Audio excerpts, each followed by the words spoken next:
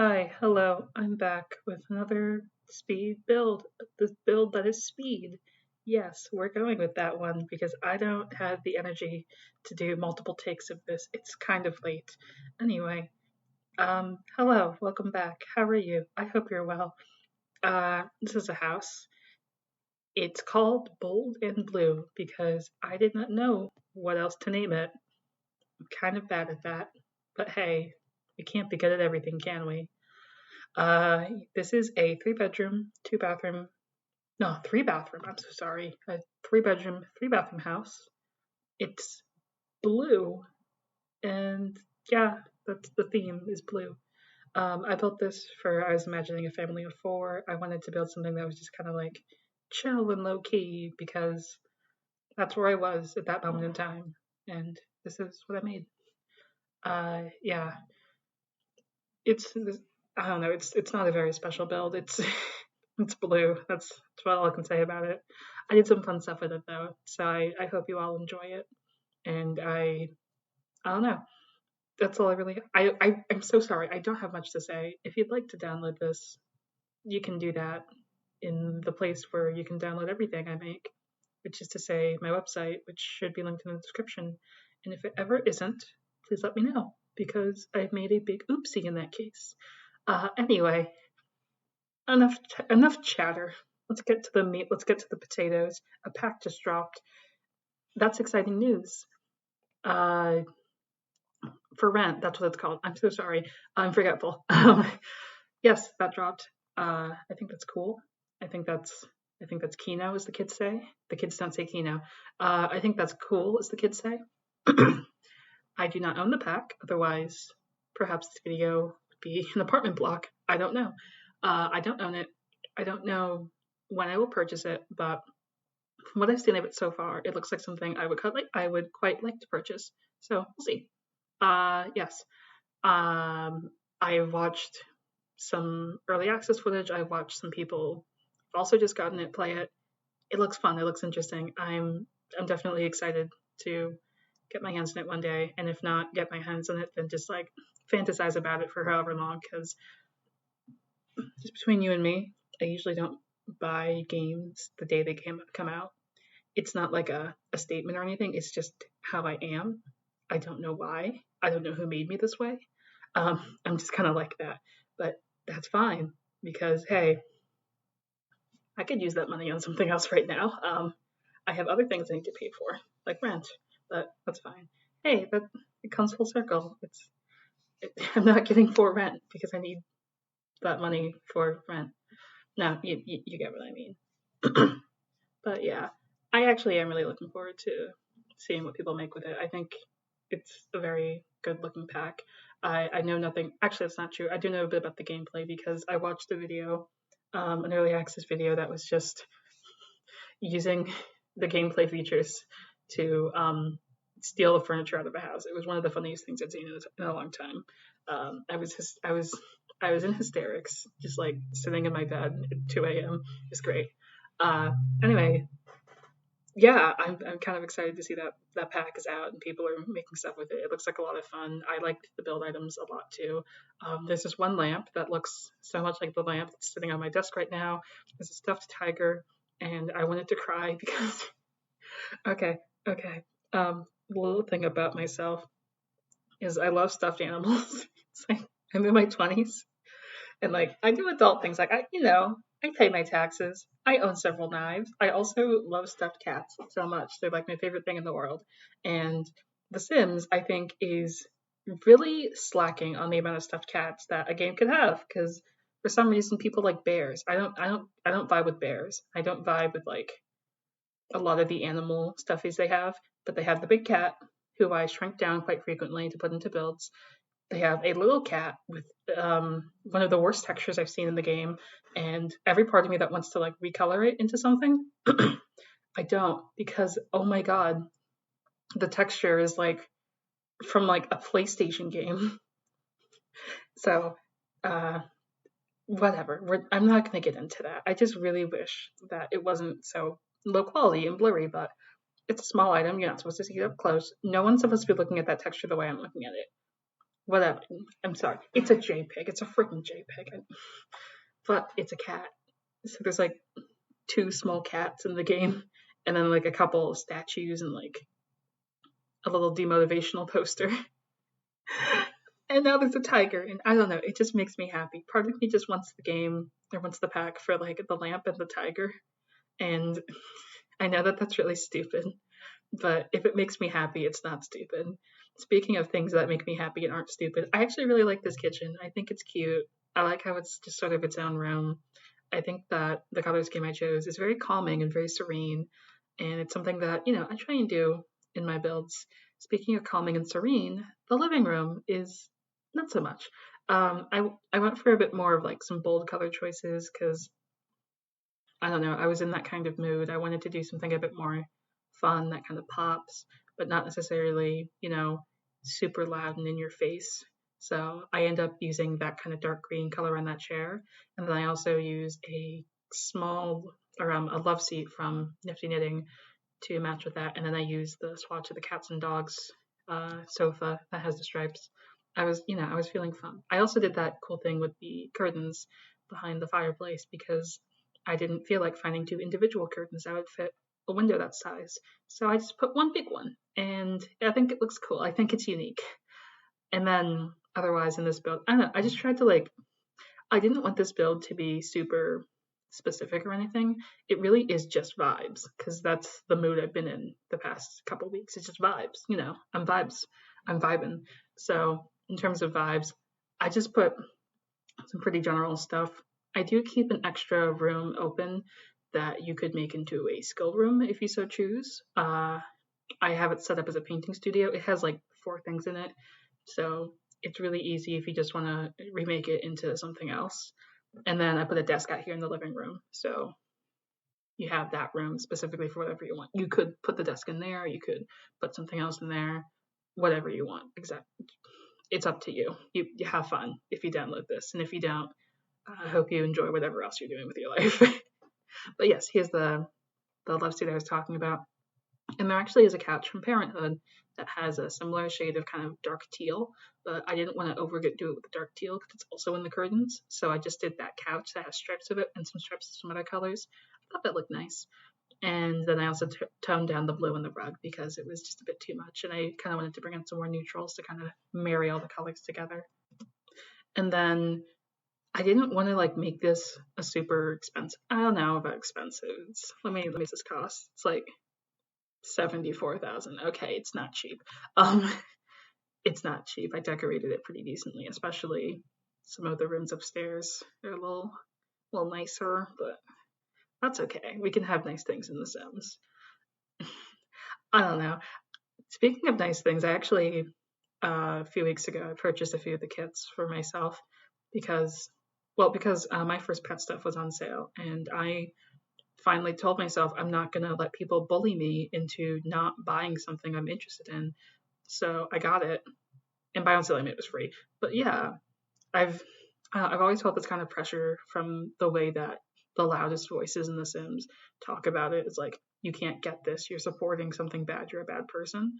But at the end of the day, I actually do like the pet quite a bit. I have a sim with a pet rat. I love that so much. I think it's just such a fun little new dimension to gameplay of having just a rat hanging out with you. As a fan of rats myself, I mean, rats that are friends, not like rats I don't know. I don't like stranger rats. They're scary. I was talking with someone at work. He's a veterinarian, or like a vet tech rather, and he had to work with some rats that were being used for research in schizophrenia. So the rats had schizophrenia, and they seemed very frightening, I will say. I am very glad the rats I've worked with have been used in, studies for like behavior in terms of like, how does a rat solve a maze? And not what happens to a rat with schizophrenia when you give it schizophrenia medication. So yeah, that's been my day. How about you? But no, I actually really like it, and I've decided I'm not going to let anyone bully me into not bully, but like peer pressure me into not enjoying something just because they don't enjoy it. And This seems like needlessly introspective and deep when it's about a Sims 4 stuff pack, but sometimes that's just the vehicle in life that you need to realize the important things. And that's my spiel. Anyway, this is one of the bedrooms, the first bedroom I worked on. I was imagining this is for like a teenage girl, like a younger teenage girl who I was thinking like 13 or 14, kind of that age. I wanted it to be light with lots of purple and teal because I thought that those colors go nicely together. And I also really, really love this swatch of this bed. I think it's adorable. And I also just love this bed in general. I think it's one of my favorite beds. This and the other one from high school years, that's like the solid headboard that it's hard to describe, but the default swatch has a blue and red plaid bedspread, and it's one of the greatest things in the world. I'm gonna be real. Um, but yeah, I wanted to make this like really light pastel colors, and I also love the kind of bubblegum clouds on the bedspread. I think it's very cute, and that was just all I wanted to do with this room was just make it cute and colorful and kind of pastel, and I think I achieved that pretty nicely. Uh, it also looks pretty different from the rest of the house, I'd say, but I don't know. I feel like I was able to make this really cute and like light without over cluttering it, which was another one of my goals with this build was that I didn't want to stress myself out. Like I have to have a million things and they all have to go cohesively together and they all have to do this and that. So I don't know. I let myself kind of rest with this one instead of going overboard like I sometimes do in some of my builds. Not usually builds that I record because then I have to edit that and that's kind of a pain. But a lot of builds that I'll do in my spare time, I'll spend like 7 hours working on them and they'll be like these 5 bedroom, 4 bathroom monstrosities. But I do end up really loving them in the end. And this is the second bedroom. I was thinking this is for an older teen, maybe someone who's like college aged or college bound who lives at home still. Potentially someone who streams video games, definitely someone who plays video games because I end up putting a desk here. And then I also kind of played with the wood tones. It's nothing too like deep or inspiring, but I sort of played around with the idea of these were all pieces of furniture bought at different times. So like the desk and the shelves were bought at the same time. The bookshelf was like from like IKEA or something, whereas these are from like a different furniture store. The bed was bought way before the desk because you usually buy a bed for your kid's bedroom before you buy a desk for their bedroom. And I also wanted the overall theme to sort of contrast with the other room. That wasn't intentional. It just ended up being a bit like that, where the first bedroom was like very light and colorful and cheerful. This is a bit darker, a bit moodier. I have like the satanic imagery on the records on the wall there, and then I went for some darker colors, but I didn't make it necessarily like dark and evil looking. It's just kind of some darker, more dramatic colors. And I also used red, which made me very happy because red's actually my favorite color. Um, and I don't always use red in spaces like bedrooms because while it is my favorite color, it's a very strong color that evokes, it just always evokes this very strong response whenever I see red, especially like a bright, like cherry red or candy apple red. And so I'm really glad that this bedspread and that the chair I end up putting in this room and like water bottle and stuff, those are a bit darker reds because that's really the kind of red that I like a lot. Yeah. Also, I think it's kind of funny that red is like my stated favorite color. It is my favorite color. So for a lot of small things and like yeah, small things I like to get those in red. Like I have a red backpack. I have a couple of red jackets and shirts and stuff. There are like darker, more maroon, not maroon, but like a darker red. But a lot of things that I design with in my day to day are usually like blues and greens because I don't know. I like I like blue. I kind of grew into the color blue. Like my bedspread currently is blue. Um, I have a blue jacket on and a blue shirt right now. I have green pants and like I have a green towel. There's some green things. Yeah. I like a lot of colors. I think the one color I really can't stand is orange, but like I had this orange shirt that I got from volunteering at a festival that was free, and so I wear it when I sleep. Anyway, speaking of colors, here is the master bedroom, I wanted to go for this yellow bed. First of all, I wanted to use a Seasons bed because I used Seasons windows and I didn't use a bunch of other Seasons items. So I wanted to make sure I was getting, my money's worth, quote unquote. So I ended up using this bed. I actually really like this swatch of this bed. I think it's quite nice. And then I kind of tied all the colors around that. I feel like I do this a lot. Maybe not like a lot, especially not for builds I share with people.